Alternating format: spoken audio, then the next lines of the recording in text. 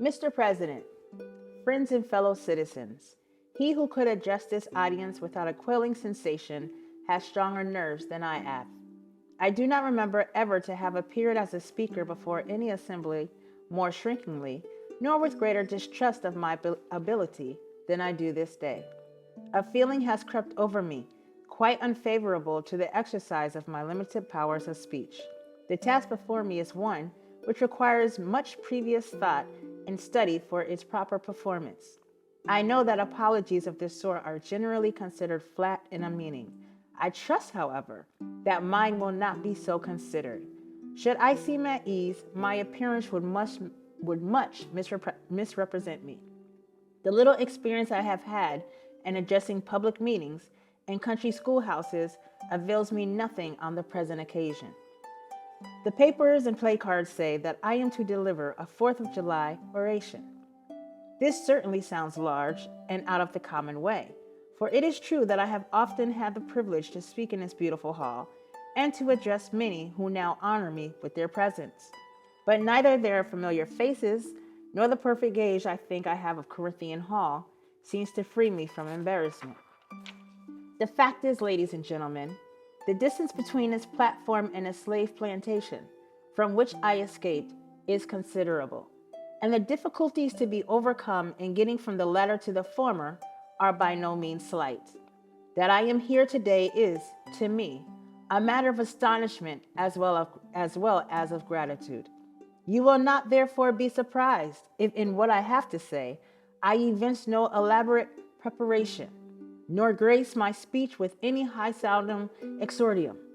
With little experience and with less learning, I have been able to throw my thoughts hastily and imperfectly together, and trusting to your patient and generous indulgence, I will proceed to lay them before you.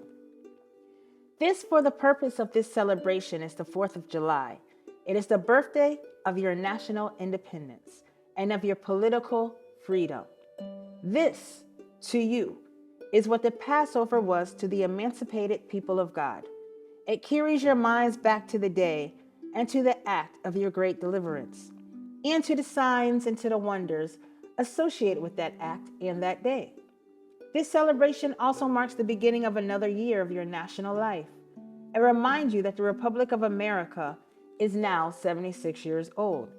I am glad, fellow citizens, that your nation is so young. 76 years, though a good old age for a man, is but a mere speck in the life of a nation.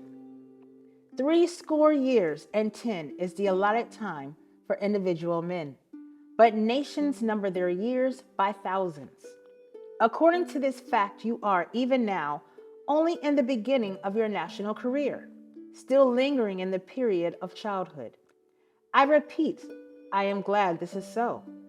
There is hope in the thought, and hope is much needed, on the dark clouds which lower above the horizon. The eye of the reformer is met with angry flashes, portending disastrous times, but his heart may well beat lighter at the thought that America is young, and that she is still in the impressible stage of her existence. May he not hope that high lessons of wisdom, of justice, and of truth will yet give direction to her destiny? Were the nation older, the patriot's heart might be sadder, and the reformer's brow heavier. Its future might be shrouded in gloom, and the hope of its prophets go out in sorrow. There is consolation in the thought that America is young. Great streams are not easily turned from channels worn deep in the course of ages. They may sometimes rise in quiet and stately majesty, and into it the land, refreshing and fertilizing the earth with their mysterious properties. They may also rise in wrath and fury and bear away on their angry waves the accumulated wealth of years of toil and hardship. They, however, gradually flow back to the same old channel and flow on as serenely as ever. But while the river may not be turned aside, it may dry up and leave nothing behind but the withered branch, and to the unsightly rock, to howl in the abyss sweeping wind the sad tale of departed glory. As with rivers, so with nations. Fellow citizens, I shall not presume to dwell at length on the associations that clutter about this day. The simple story of it is that 76 years ago, the people of this country were British subjects. The style and title of your sovereign people, in which you now glory, was not then born. You were under the British crown. Your fathers esteemed the English government as the home government, and England as the fatherland.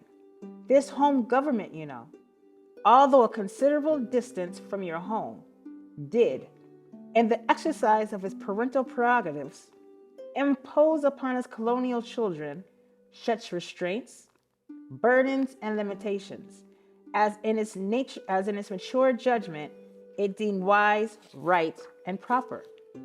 But your fathers, who had not adopted the fashionable idea of this day, and the infallibility of government, and the absolutely character of its acts, presumed to differ from the home government in respect to the wisdom and the justice of some of those burdens and restraints. They went so far in their excitement as to pronounce the measures of government unjust, unreasonable, and oppressive, and altogether such as ought not to be quietly submitted to. I scarcely need say, fellow citizens, that my opinion of those measures fully accords with that of your fathers. Such a declaration of agreement on my part would not be worth much to anybody. It would certainly prove nothing as to what part I might have taken had I lived during the great controversy of 1776. To say now that America was right and England wrong is exceedingly easy. Everybody can say it. The dastard, not less than a noble brave, can flippantly descant on the tyranny of England towards their American colonies. It is fashionable to do so, but there was a time when to pronounce against England and in favor of the cause of the colonies tried men's shows.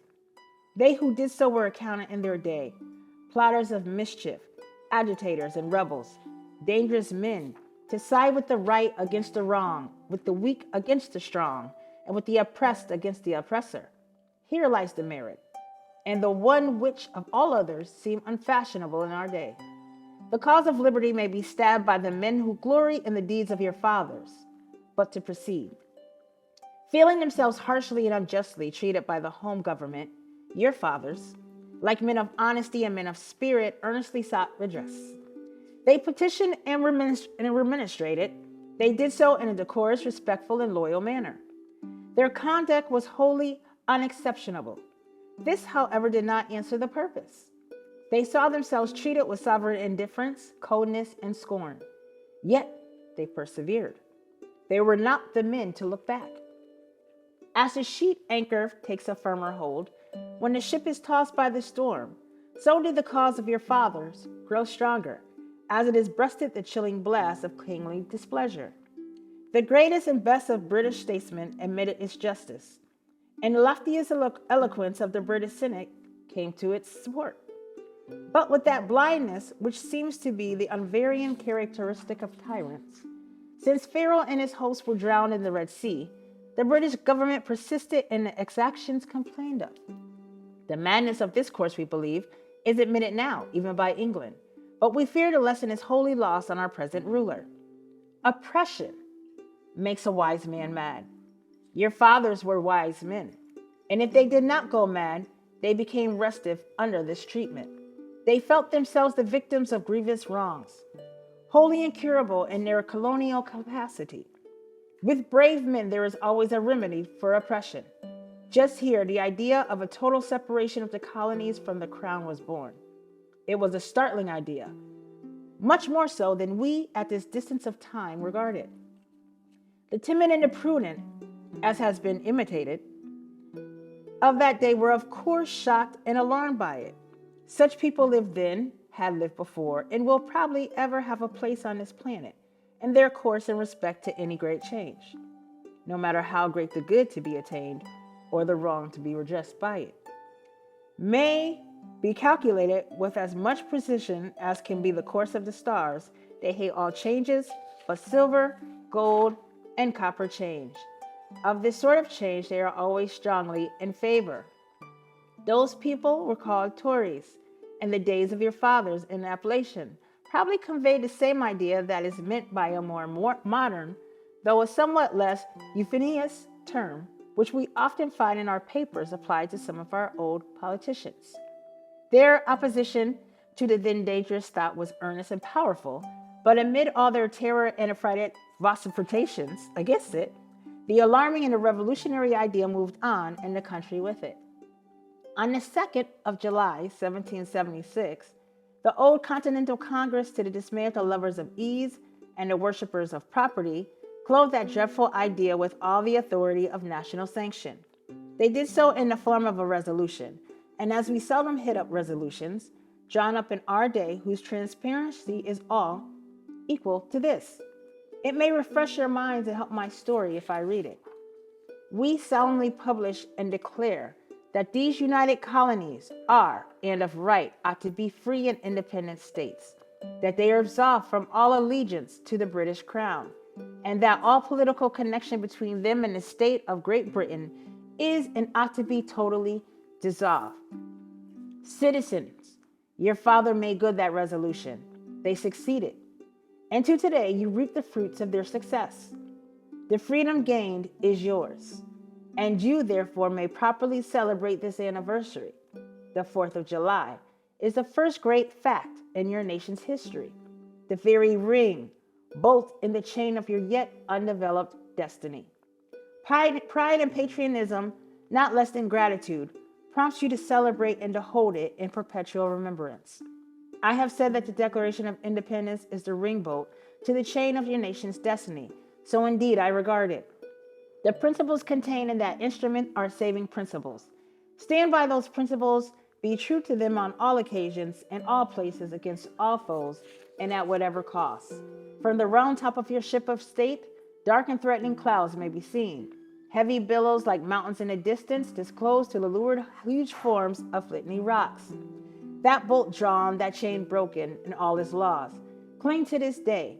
Cling to it, and to its principles, with the grasp of a storm-tossed mariner to his spar at midnight. The coming into being of a nation, in any circumstances, is an interesting event. But besides general considerations, there were peculiar circumstances which make the advent of this republic an event of special attractiveness. The whole scene, as I look back to it, was simple, dignified, and sublime. The population of the country at the time stood at the insignificant number of 3 millions. The country was poor in the munitions of war. The population was weak and scattered, and the country a wilderness unsubdued. There were then no means of concert and combination such as exists now. Neither steam nor lightning had then been reduced to border and discipline. From the Potomac to the Delaware was a journey of many days. Under these and innumerable other disadvantages, your fathers declared for liberty and independence and triumphed. Fellow citizens, I am not wanting in respect for the fathers of this republic. The signers of the Declaration of Independence were brave men. They were great men too, great enough to get fame to a great age. It does not often happen to a nation to raise, at one time, such a number of truly great men. The point from which I am compelled to view them is not, certainly, the most favorable, and yet I cannot contemplate their great deeds with less than admiration. They were statesmen, patriots, and heroes, and for the good they did, and the principles they contended for, I will unite with you to honor their memory. They loved their country better than their own private interests, and though this is not the highest form of human excellence, all will concede that it is a rare virtue, and that when it is exhibited, it ought to command respect. He who will intelligently lay down his life for his country is a man whom is not in human nature to despise. Your fathers staked their lives, their fortune, and their sacred honor on the cause of their country. In their admiration of liberty, they lost sight of all other interests. They were peacemen, but they preferred revolution to peaceful submission to bondage. They were quiet men, but they did not shrink from agitating against oppression. They showed forbearance, but that they knew its limits. They believed in order, but not in the order of tyranny. With them, nothing was settled that was not right. With them, justice, liberty, and humanity were final, not slavery and oppression. You may well cherish the memory of such men. They were great in their day and generation. Their solid manhood stands out the more as we contrast it with these degenerate times. How circumspect, exact and proportionate were all their movements. How unlike the politicians of an hour. Their statesmanship looked beyond the passing moment and stretched away in strength into the distant future. They seized upon eternal principles and set a glorious example in their defense. Mark them. Fully appreciating the hardship to be encountered, firmly believing in the right of their course, of their cause, honorably inviting the scrutiny of an onlooking world, reverently appealing to heaven to attest their sincerity, soundly comprehending the solemn responsibility they were about to assume, wisely measuring the terrible odds against them. Your fathers, the fathers of this republic, did most deliberately, under the inspiration of a glorious patriotism, and with a sublime faith in the great principles of justice and freedom, lay deep the cornerstone of the national superstructure which has risen and still rises in grandeur around you. Of this fundamental work, this day is the anniversary. Our eyes are met with demonstrations of joyous enthusiasm. Banners and pennants wave exultantly on the breeze. The din of business, too, is hushed. Even Mammon seems to have quitted his grass on this day. The ear-piercing fife and the stirring drum unite their accents with the ascending peal of 1,000 church bells. Prayers are made, hymns are sung, and sermons are preached in honor of this day. While the quick martial tramp of a great and multitudinous nation, echoed back by all the hills, valleys, and mountains of a vast continent, bespeak the occasion one of thrilling and universal interest, nation's jubilee.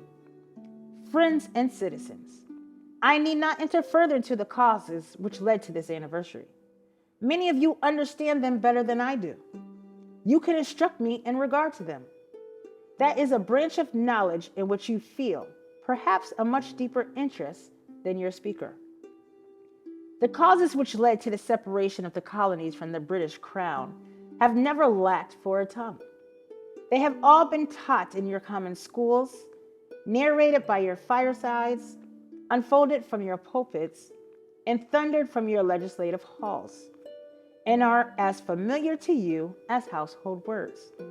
They form the staple of your national poetry and eloquence. I remember also that as a people, Americans are remarkably familiar with all facts which make in their own favor. This is esteemed by some as a national trait, perhaps a national weakness.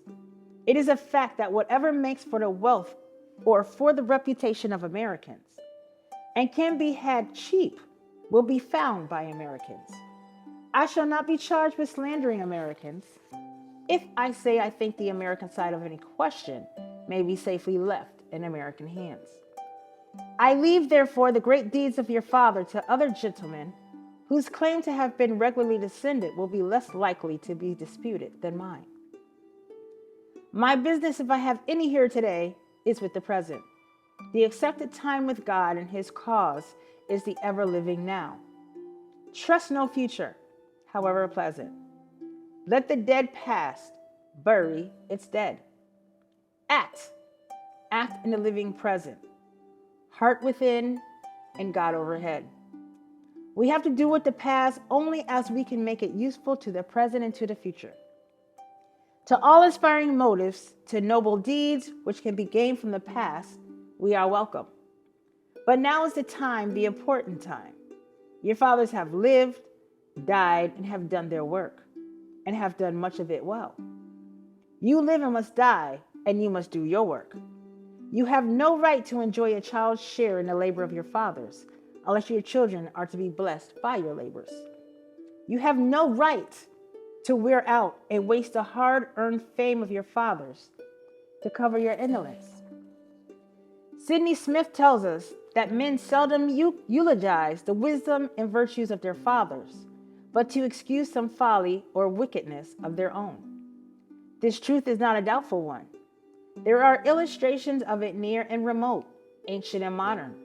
It was fashionable hundreds of years ago for the children of Jacob to boast, "We have Abraham to our father," when they had long lost Abraham's faith and spirit. That people contented themselves under the shadow of Abraham's great name, while they repeated the deeds which made his name great. Need I remind you that a similar thing is being done all over this country today? Need I tell you that the Jews are not the only people who built the tombs of the prophets and garnished the sepulchres of the righteous? Washington could not die till he had broken the chains of his slaves. Yet his monument is built up by the price of human blood. And the traitors in the bodies and souls of men shout, "We have Washington to our father." Alas, that it should be so, yet so it is. The evil that men do lives after them. The good is oft interred within their bones.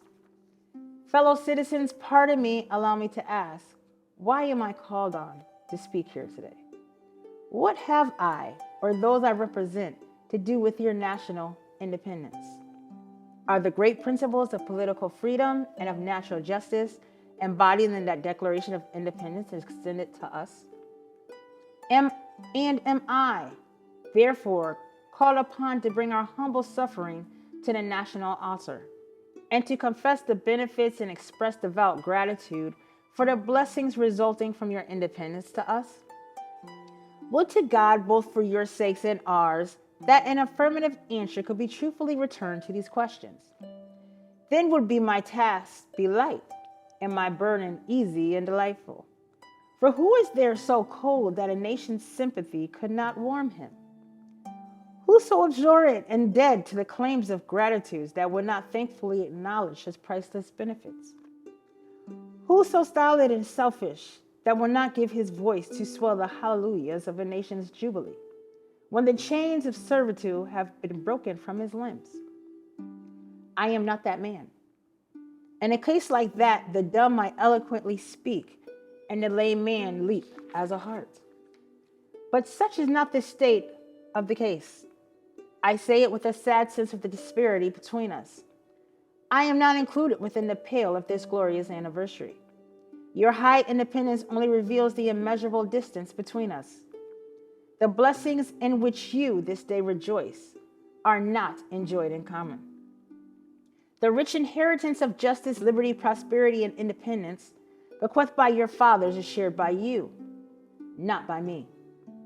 The sunlight that brought life and healing to you has brought stripes and death to me.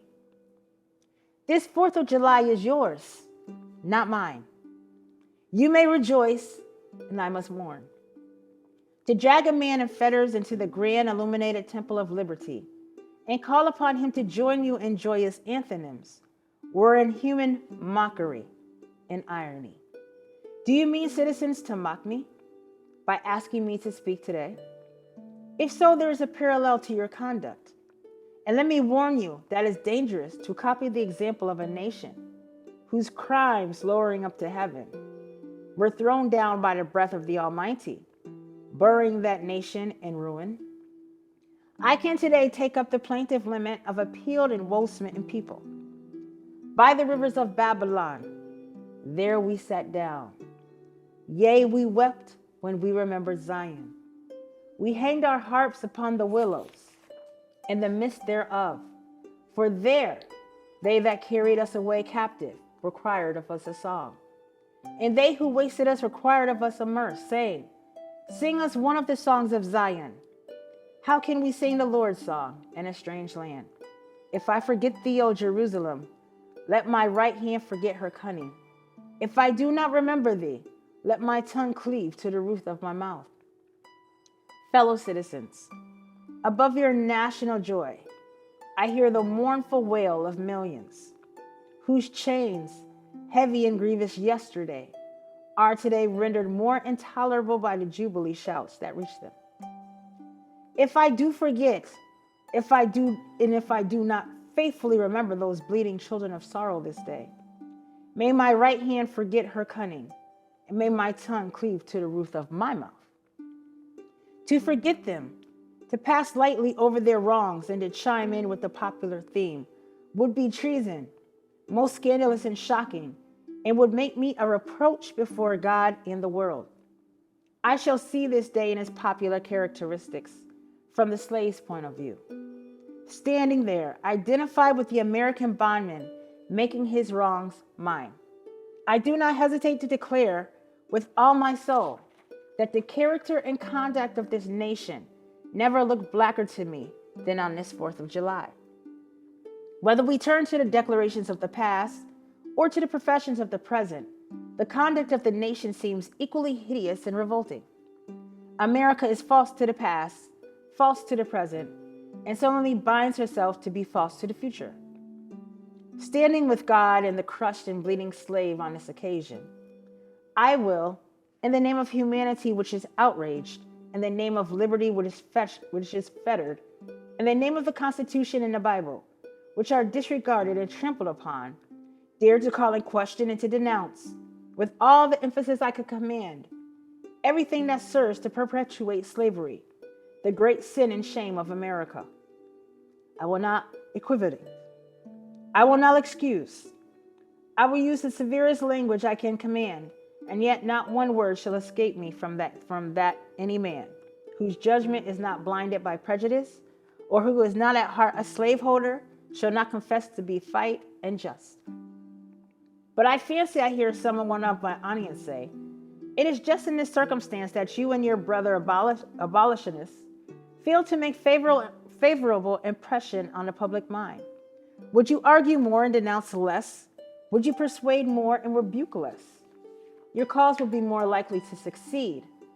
But I submit, where all is plain, there is nothing to be argued. What point in the anti-slavery creed would you have me argue? On what branch of the subject do the people of this country need light? Must I undertake to prove that the slave is a man? That point is conceded already. Nobody doubts it.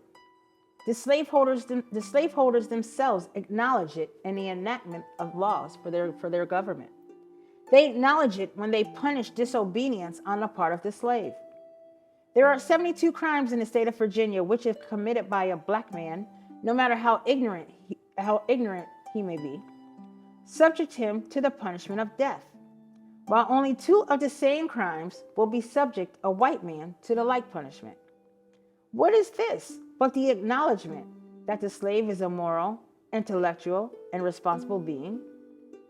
The manhood of the slave is conceded, is admitted in the fact that Southern statute books are covered with enactments forbidding, under severe fines and penalties, the teaching of the slave to read or to write. When you can't point to any such laws in reference to the beasts of the field, then I may consent to argue the manhood of the slave. When the dogs in your streets, when the fowls of the air, when the cattle on your hills, when the fish of the sea and the reptiles that crawl shall be unable to distinguish the slave from a brute, there will I argue with you that the slave is a man. For the present, it is enough to affirm the equal manhood of the Negro race.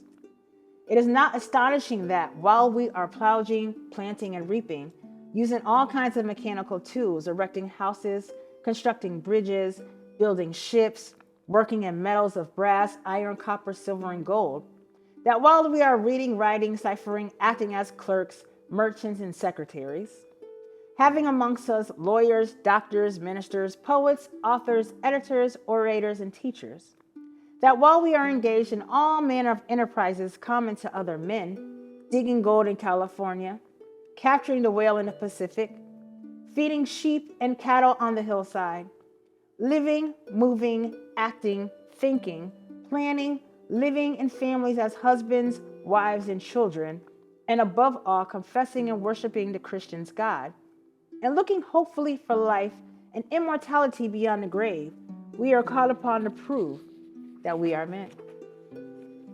Would you have me argue that man is entitled to liberty, that he is the rightful owner of his own body? You have already declared it. Must I argue the wrongfulness of slavery? Is that a question for Republicans? It is to be settled by the rules of logic and argumentation as a matter beset with great difficulty. involving a doubtful application of the principles of justice, hard to be understood. How should I look today in the presence of Americans? Dividing and subdividing a discourse to show that men have a natural right to freedom? Speaking of it relatively and positively, negatively and affirmatively. To do so, we would be to make myself ridiculous and to offer an insult to your understanding.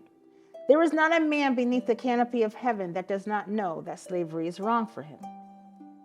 What am I to argue that it is wrong to make men brutes, to rob them of their liberty, to work them without wages, to keep them ignorant of their relations to their fellow men, to beat them with sticks, to flay their flesh with the lash, to load their limbs with irons, to hunt them with dogs, to sell them at auction, to sunder their families, to knock out their teeth, to burn their flesh, to starve them into obedience and submission to their masters? Must I argue that a system thus marked with blood and stained with population is wrong? No, I will not. I have better employments for my time and strength than such arguments would imply. What then remains to be argued? Is it that slavery is not divine, that God did not establish it, that our doctors of divinity are mistaken? There is blasphemy in the thought. That which is inhuman cannot be divine. Who can reason on such a proposition? That can say, "May, I cannot." The time for such argument is past. At a time like this, scorching irony, not convincing argument, is needed. Oh, had I the ability, and could I reach the nation's ear, I would today pour out a fiery stream of biting ridicule, blasting reproach, withering sarcasm, and stern rebuke. For it is not light that is needed, but fire. It is not the gentle shower, but thunder. We need the storm, the whirlwind, and the earthquake. The feeling of the nation must be quickened. The conscience of the nation must be roused. The propriety of the nation must be startled. The hypocrisy of the nation must be exposed. And its crimes against God and man must be proclaimed and denounced. What to the American slave is your 4th of July? I answer, a day that reveals to him more than all other days in the year the gross injustice and cruelty to which he is the constant victim. To him, your celebration is a sham. Your boasted liberty, an unholy license. Your national greatness, swelling vanity. Your sounds of rejoicing are empty and heartless. Your denunciations of tyrants, brass-fronted impotence. Your shouts of liberty and equality, hollow mockery. Your prayers and hymns, your sermons and thanksgivings, with all your religious parade and solemnity, are to him mere bombast, fraud, deception, impiety, and hypocrisy, a thin veil to cover up crimes which would disgrace a nation of savages. There is not a nation on the earth guilty of practices more shocking and bloody than are the people of these United States at this very hour. Go where you may, search where you will, roam through all the monarchies of the old world, travel through South America, search out every abuse, and when you have found the last, lay your facts by the side of the everyday practices of this nation. And you will say with me that for revolting and shameless hypocrisy, America reigns without a rival. Take the American slave trade, which we are told by the papers is especially prosperous just now. Ex-Senator Benton tells us that the price of men was never higher than now. Let me go back. American slave trade, which we are told by the papers, is especially prosperous right now. Ex-Senator Benton tells us that the price of men was never higher than now. He mentions the fact to show that slavery is not in danger. This trade is one of the peculiarities of American institutions. It is carried on in all the large towns and cities in one half of his confederacy, and millions are pocketed every year by dealers in this horrid traffic. In several states, This trade is the chief source of wealth. It is called the foreign slave trade. The internal slave trade. It is probably called so too in order to divert from it from the horror with which the foreign slave trade is contemplated. That trade has long since been denounced by this government as piracy. It has been denounced with burning words from the high places of the nation as traffic. To arrest it, to put an end to it, this nation keeps a squadron at immense cost on the coast of Africa. Everywhere in this country, it is safe to speak of this foreign slave trade as a most inhumane traffic, exposed alike to the laws of God and of man. The duty to destroy it is admitted even by our doctors of divinity. In order to put an end to it, some of these last have consented that their colored brethren should leave this country and establish itself on the western coast of Africa. It is, however, a notable fact that while so much is poured out by Americans upon those engaged in the foreign slave trade, the men engaged in the slave trade between the states pass without condemnation, and their business is deemed honorable. Behold the practical operation of this internal slave trade, the American slave trade, sustained by American politics and American religion. Here you will see men and women rear like swine for the market. You know what is a swine drover? I will show you a man drover. They inhabit all our southern states, the country, and crowd the highways of the nation with droves of human stock. You will see one of these human flesh jobbers armed with pistol, whip, and knife, driving a company of 100 men, women, and children from the Potomac to the slave market at New Orleans.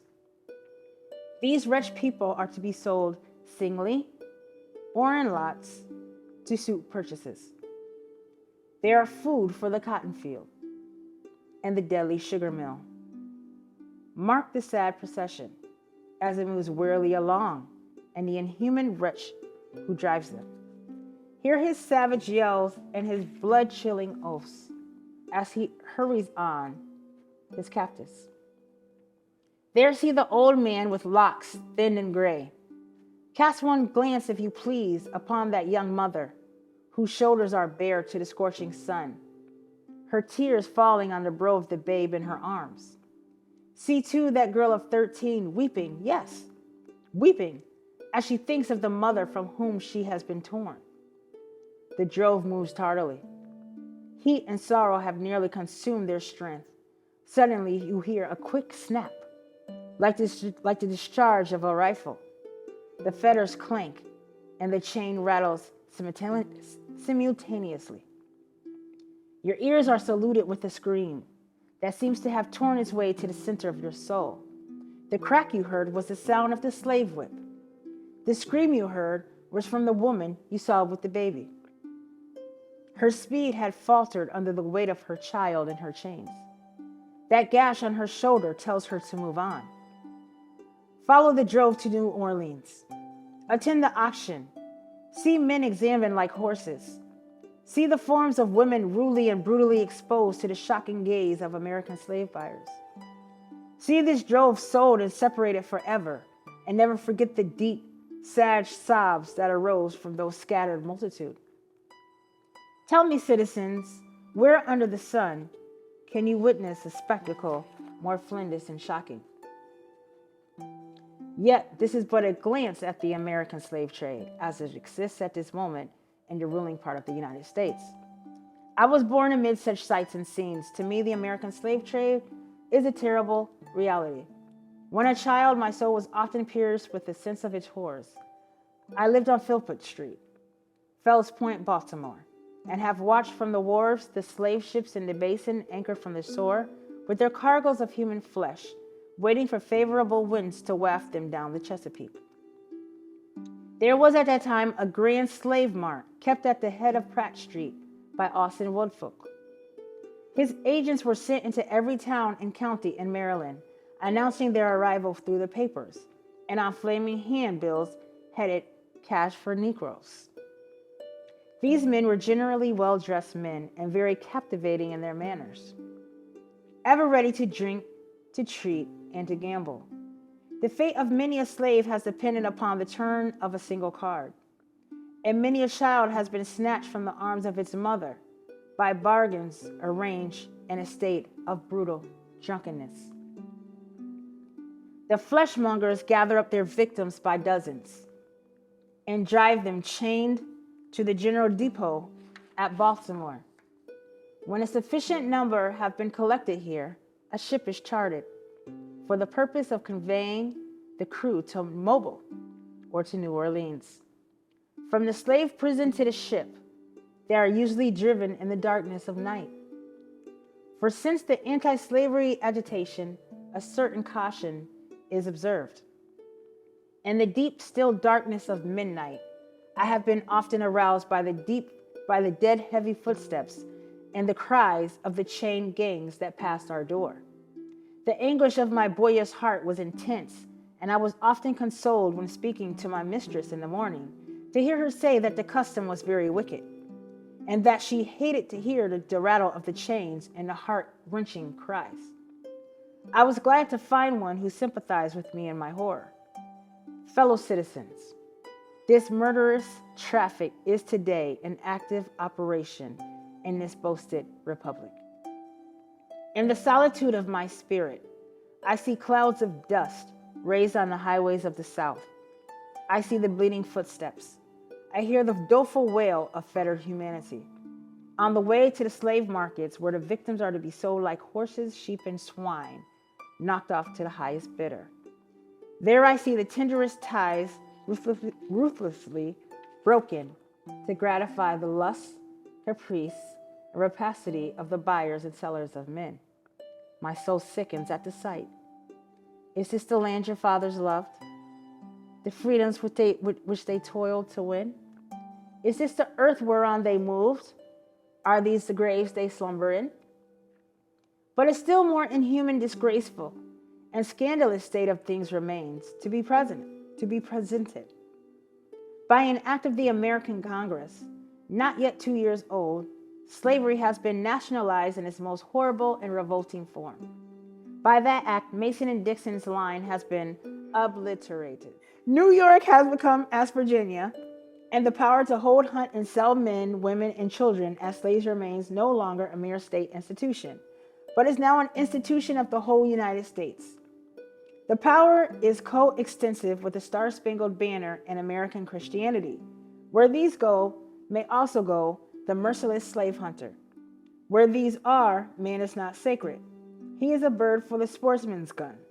By that most foul and fiendish of all human decrees, the liberty and person of every man are put in peril. Your broad Republican domain is hunting ground for men, not for thieves and robbers, enemies of society merely, but for men guilty of no crime. Your lawmakers have commanded all good citizens to engage in this hellish sport. Your president, your secretary of state, your lords, nobles, and ecclesiastics enforce as a duty you owe to your free and glorious nation and to your God that you do this accursed thing. Not fewer than 40 Americans have, within the past 2 years, been hunted down and without a moment's warning, hurried away in chains and consigned to slavery and excruciating torture. Some of these have had wives and children dependent on them for bread, but of this no account was made. The right of the hunter to his prey stands superior to the right of marriage, and to all rights in this republic, the rights of God included. For black men there are neither law, justice, humanity, nor religion. The fugitive slave law makes mercy to them a crime, and bribes the judge who tries them. An American judge gets $10 for every victim he consigns to slavery, and $5 when he fails to do so. The oath of any 2 villains is sufficient, under this hell black enactment, to send the most exemplary black man into the remorseless jaws of slavery. His own testimony is nothing. He can bring no witnesses for himself. The minister of American justice is bound by the law to hear but one side, and that side is the side of the oppressor. Let this damning fact be perpetually told. Let it be thundered around the world that in tyrant-killing, king-hating, people-loving, democratic, Christian America, the seats of justice are filled with judges who hold their officers under an open bribe. and are bound in deciding in the case of a man's liberty to hear only his accusers. In glaring violations of justice and shameless disregard of the forms of administrating law, and cunning arrangement to entrap the defenseless, and in diabolical intent, this fugitive slave law stands alone in the annals of tyrannical legislation. I doubt if there be another nation on the globe having the brass and the baseness to put such a law on a statute book. If any man in this assembly thinks differently from me in this matter, and feels able to disprove my statements, I will gladly confront him at any suitable time and place he may select. I take this law to be one of the grossest infringement of Christian liberty. And if the churches and ministers of our country were not stupidly blind, or most wickedly indifferent, they too would so disregard it. They too would so regard it. At the very moment that they are thanking God for the enjoyment of civil and religious liberty, and for the right to worship God according to the dictates of their own consciousness, they are utterly silent in respect to a law which robs religion of its chief significance and makes it utterly worthless to a world lying in wickedness. Did this law concern the mint and eyes in common, urged to fight, to sing psalms, to partake of the sacrament, or to engage in any of the ceremonies of religion, it would be smitten by the thunder of 1,000 pulpits. A general shout would go up from the church demanding repeal, repeal, instant repeal. And it would go hard with that politician who presumed to solicit the votes of the people without inscribing this motto on his banner. Further, if this demand were not compiled with, another Scotland would be added to the history of religious liberty, and the stern old Covenanters would be thrown into the shade. A John Knox would be seen at every church door and heard from every pulpit, and Fillmore would have no more quarter than was shown by Knox to the beautiful but treacherous Queen Mary of Scotland. The fact that the church of our country, with fractional exceptions, does not esteem the fugitive slave law as a declaration of war against religious liberty implies that church regards religion simply as a form of worship, an empty ceremony, and not a vital principle requiring active benevolence, justice, love, and goodwill towards men. It esteems sacrifice above mercy, psalm singing above right doing, solemn meetings above practical righteousness, a worship that can be conducted by persons who refuse to give shelter to the houseless, to give bread to the hungry, clothing to the naked, and who enjoin obedience to a law forbidding these acts of mercy is a curse, not a blessing to mankind. The Bible addresses all such persons as scribes, Pharisees, hypocrites, who pay tithe of mint and cumin and have omitted the weightier matters of the law, judgment, mercy, and faith. But the church of this country is not only indifferent to the wrongs of thy slave, it actually takes sides with the oppressors. It has made itself the bulwark of American slavery and the shield of American slave owners, hunters. Many of its most eloquent divines, who stand as the very lights of the church, have shamelessly given the sanction of religion and the Bible to the whole slave system. They have taught that men may properly be a slave, that the relation of master and slave is ordained of God, that to send back an escaped bondman to his master is clearly the duty of all followers of the Lord Jesus Christ, and this horrible blasphemy is palmed off upon the world of Christianity. For my part, I would say welcome infidelity, welcome atheism, welcome anything in preference to the gospel as preached by those divines. They convert the very name of religion into an engine of tyranny and barbarous cruelty, and serve to confirm more infidels in this age than all the infidel writings of Thomas Paine, Voltaire put together have done. These ministers make religion a cold and flinty-hearted thing, having neither principles of right action nor bowels of compassion. They strip the love of God of its beauty and leave the throng of religion a huge, horrible, repulsive form. It is a religion for oppressors, tyrants, man-stealers, and thugs. It is not that pure and undefiled religion, which is from above, and which is first pure, then peaceable, easy to be entreated, full of mercy and good fruits, with partiality and without hypocrisy, but a religion which favors the richest against the poorest, which exalts the proud above the humble, which divides mankind into two classes, tyrants and slaves, which says to the man in chains, stay there, and to the oppressors, oppress on. It is a religion which may be professed and enjoyed by all the robbers and enslavers of mankind. It makes God a respecter of persons, denies his fatherhood of the race, and tramples in the dust the great truth of the brotherhood of man. All this we affirm to be true of the popular church and the popular worship of our land and nation, a religion, a church, and a worship which on the authority of inspired wisdom we pronounce to be abomination in the sight of God. In the language of Isaiah, the American church might be well addressed. Bring no more vain oblations. Incense is an abomination unto me. The new moons and Sabbaths, the calling of assemblies, I cannot away with. It is iniquity, even the solemn meeting. Your new moons and your appointed feasts my soul hateth. They are a trouble to me. I am weary to bear them. And when ye spread forth your hands, I will hide mine eyes from you. Yea, when ye make many prayers, I will not hear you. Your hands are full of blood.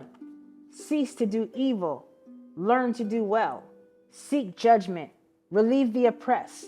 Judge for the fatherless. Plead for the widow. The American church is guilty when viewed in connection with what it's doing to uphold slavery. But it is superlatively guilty when viewed in connection with its ability to abolish slavery. The sin of which is guilty is one of omission as well as commission. Albert Barnes but uttered what the common sense of every man at all observant of the actual state of a case will receive as truth when he declared that there is no power out of the church that could sustain slavery an hour if it were not sustained in it. Let the religious press, the pulpit, the Sunday school, the conference meeting, the great ecclesiastical missionary, Bible and tract associations of the land array their immense powers against slavery and slaveholding. And the whole system of crime and blood will be scattered to the winds, and that they do not do this, and that they do not do this involves them in the most awful responsibility of which the mind can conceive. In prosecuting the anti-slavery enterprise, we have been asked to spare the church, to spare the ministry. But how, we ask, could such a thing be done? We are met on the threshold of our efforts for the redemption of the slave by the church and ministry of the country in battle arrayed against us, and we are compelled to flight or flee. From what quarter, I beg to know, has proceeded a fire so deadly upon our ranks during the last 2 years as from the northern pulpit? As the champions of oppressors, the chosen men of American theology have appeared, men honored for their so-called pity and their real learning. The Lords of Buffalo, the Springs of New York, the Lathropes of Auburn, the Coxes of Spencers of Brooklyn, the Gannets and Sharps of Boston, the Deweys of Washington, and other great religious lights of the land have, in utter denial of the authority of him, by whom they professed to who he called to the ministry, deliberately taught us against the example, or the Hebrews, and against the apostles. They teach that we ought to obey man's law before the law of God. My spirit wearies of such blasphemy, and how such men can be supported as the standing types and representatives of Jesus Christ is a mystery which I leave others to penetrate. In speaking of the American church, however, let it be distinctly understood that I mean the great mass of the religious organizations of our land. There are expectations, and I thank God that there are. Noble men may be found scattered all over these northern states, of whom Henry Ward of Brooklyn, Samuel May of Syracuse, and my esteemed friend Reverend Raymond on the platform are shining examples. And let me say further that upon these men lies the duty to inspire our ranks with high religious faith and zeal, and to cheer us on in the great mission of the slave's redemption from his chains. One is struck with the difference between the attitude of the American church towards the anti-slavery movement, and that occupied by the churches in England towards a similar movement in that country. There, the church, true to its mission of elevating and improving the condition of mankind, came forward promptly, bound up the wounds of the West Indian slave, and restored him to his liberty. There, the question of emancipation was a highly religious question. It was demanded in the name of humanity and according to the law of the living God. The Sharps, the Clarksons, the Wilberforces, the Buxtons, the Purcells, and the Nibs were alike famous for their pity and their philanthropy. The anti-slavery movement, there was not an anti-church movement, for the reason that the church took its full share in prosecuting that movement, and the anti-slavery movement in this country will cease to be an anti-church movement when the church of this country shall assume a favorable instead or a hostile position towards that movement. Americans, your Republican politics, not less than your Republican religion, are flagrantly inconsistent. You boast of your love of liberty, your superior civilization, and your pure Christianity, while the whole political power of the nation as embodied in the two great political parties is solemnly pledged to support and perpetuate the enslavement of 3 millions of your countrymen. You hurl your anthemisms at the crowned-headed tyrants of Russia and Austria, and pride yourselves on your democratic institutions, while you yourselves consent to be the mere tools and bodyguards of the tyrants of Virginia and Carolina.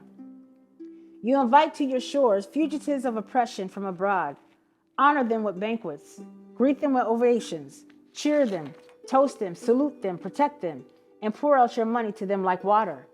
But the fugitives from your own land you advertise, hunt, arrest, shoot, and kill. You glory in your refinement and your universal education, yet you maintain a system of barbarous and dreadful as ever stained the character of a nation. A system begun, supported in pride, and perpetuated in cruelty. You shed tears over fallen Hungary, and make the sad story of her wrongs the theme of your poets, statesmen, and orators, till your gallant sons are ready to fly to arms to vindicate her cause against her oppressors. But in regard to the 10,000 wrongs of the American slave, you would enforce the strictest silence, and would hail him as an enemy of the nation who dares to make those wrongs the subject of public discourse. You are all on fire at the mention of liberty for France or for Ireland, but are as cold as an iceberg at the thought of liberty for the enslaved of America. You discourse eloquently on the dignity of labor, yet you sustain a system which in its very essence casts a stigma upon labor. You can bare your bosom to the storm of British artillery to throw off a 3-repency tax on tea, and yet wring the last hard-earned farthing from the grasp of the black laborers of your country. You profess to believe that of one blood, God has made all nations of men to dwell on the face of all the earth, and have commanded all men everywhere to love one another. Yet you notoriously hate and glory in your hatred all men whose skin are not colored like your own. You declare before the world and are understood by the world to declare that you hold these truths to be self-evident, that all men are created equal and are endowed by their Creator with certain inalienable rights, and that among these are life, liberty, and the pursuit of happiness. And yet you hold securely in a bondage which, according to your own Thomas Jefferson, is worse than ages of that which your fathers rose in rebellion to oppose, a 7th part of the inhabitants of your country. Fellow citizens, I will not enlarge further on your national inconsistencies. The existence of slavery in this country brands your republicanism as a sham, your humanity as a base pretense, and your Christianity as a lie. It destroys your moral power abroad. It corrupts your politicians at home. It saps the foundation of religion and makes your name a hissing and a byword to a mocking earth. It is the antagonistic force in your government, the only thing that seriously disturbs and endangers your union. It fetters your progress. It is the enemy of improvement and the deadly foe of education. It fosters pride. It breeds insolence. It promotes vice. It shelters crime. It is a curse to the earth that supports it, and yet you cling to it as if it were the sheet anchor of all your hopes. Oh, be warned. Be warned. A horrible reptile is coiled up inside your nation's bosom. The venomous creature is nursing at the tender breast of your youthful republic. For the love of God, tear away and fling from your hideous monster, and let the weight of 20 millions crush and destroy it forever. But it is answered in reply to all this that precisely what I have now denounced is, in fact, guaranteed and sanctioned by the Constitution of the United States, that the right to hold and to hunt slaves is part of that Constitution framed by the illustrious fathers of this republic. Then I dare to affirm, notwithstanding all I have said before, your father stooped, basely stooped. To palter with us is in a double sense, and keep the word of promise to the ear, but break it to the heart. And instead of being the honest men I have before declared them to be, they were the veriest impostors that ever practiced on mankind. This is the inevitable conclusion, and from it there is no escape. But I differ from those who charge their baseness on the framers of the Constitution of the United States. It is a slander upon their memory, at least so I believe. There is not time now to argue the constitutional question at length, nor have I the ability to discuss it as it ought to be discussed. Fellow citizens, there is no matter in respect to which the people of the North have allowed themselves to be so ruinously imposed upon, as that of the pro-slavery character of the Constitution. In that instrument shall hold there is neither warrant, license, nor sanction of the hateful thing, but interpret it as it ought to be interpreted. The Constitution is a glorious liberty document. Read it, consider its purposes. Is slavery among it? Is that the gateway? Or is it in the temple? It is neither. While I do not intend to argue this question on the present occasion, let me ask it, being not somewhat singular, that if the Constitution were intended to be, by its framers and adopters, a slave-holding instrument, why neither slavery, slaveholding, nor slave can anywhere be found in it?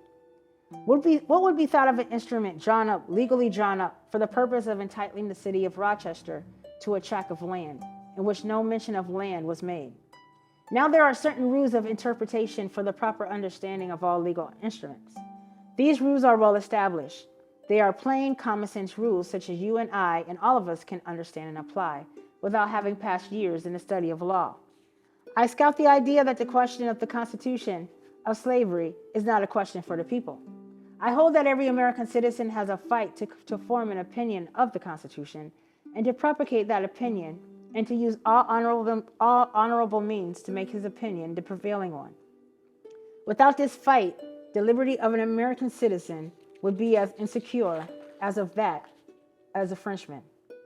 Now take the Constitution according to its plain reading, and I defy the presentation of a single pro-slavery clause in it. On the other hand, it will be found to contain principles and purposes entirely hostile to the existence of slavery. I have detained my audience entirely too long already. At some future period, I will gladly avail myself as an opportunity to give this subject a full and fair discussion. Allow me to say in conclusion, notwithstanding the dark picture I have this day presented to the state of the nation, I do not despair of this country. Allow me to say in conclusion, notwithstanding the dark picture I have this day presented to the state of the Union, I do not despair of this country. There are forces in operation which must inevitably work the downfall of slavery. The arm of the Lord is not shortened, and the doom of slavery is certain. I therefore leave off where I began with hope. While drawing encouragement from the Declaration of Independence, the great principles it contains, and the genius of American institutions, my spirit is also cheered by the obvious tendencies of the age. Nations do not now stand in the same relation to each other that they did ages ago. No nation can now shut itself up from the surrounding world and trot around the same old path of its fathers without interference. The time was when such could be done. Long-established customs of hurtful character could formally fence themselves in and do their evil work with social impunity. Knowledge was when confined and enjoyed by the privileged few, and the multitude walked on in mental darkness. But a change has now come over the affairs of mankind. The far-off and almost fabulous Pacific rose in grandeur at our feet. The celestial empire, the mystery of ages, is being solved. The fiat of the Almighty, let there be light, has not yet spent its force. No abuse, no outrage, whether in taste or sport, can now hide itself from the all-pervading light. The iron shoe and crippled foot of China must be seen in contrast with nature. Africa must rise and put on her yet unwoven garment. Ethiopia shall stretch out her hand unto God. And the fervent aspirations of William Lloyd Garrison, I say, and let every heart join in saying it. God speed the year of Jubilee, the wide world o'er, from when their galling chains set free. The oppressed shall lively bend the knee, and wear the yoke of tyranny like brutes no more. That year will come, and freedom's reign to man his plundered fights again restore. Godspeed the day when human blood shall cease to flow, and every clime to understand the claims of human brotherhood, and each return for evil good, not blow for blow. That day will come all feuds to end, and change into a faithful friend each foe. Godspeed the hour, the glorious hour, when none on earth shall exercise a lordly power, nor in a tyrant's presence cower, but all to mankind's stature tower by equal birth. That hour will come to each, to all, and from his prison house the thrall shall go forth. Until that year, day, hour arrive, with head and heart and hand I'll strive to break the rod and rend the gyve, the spoiler of his prey deprive. So witness heaven, and never from my chosen post, whatever the peril or the cost, be driven. Thank you.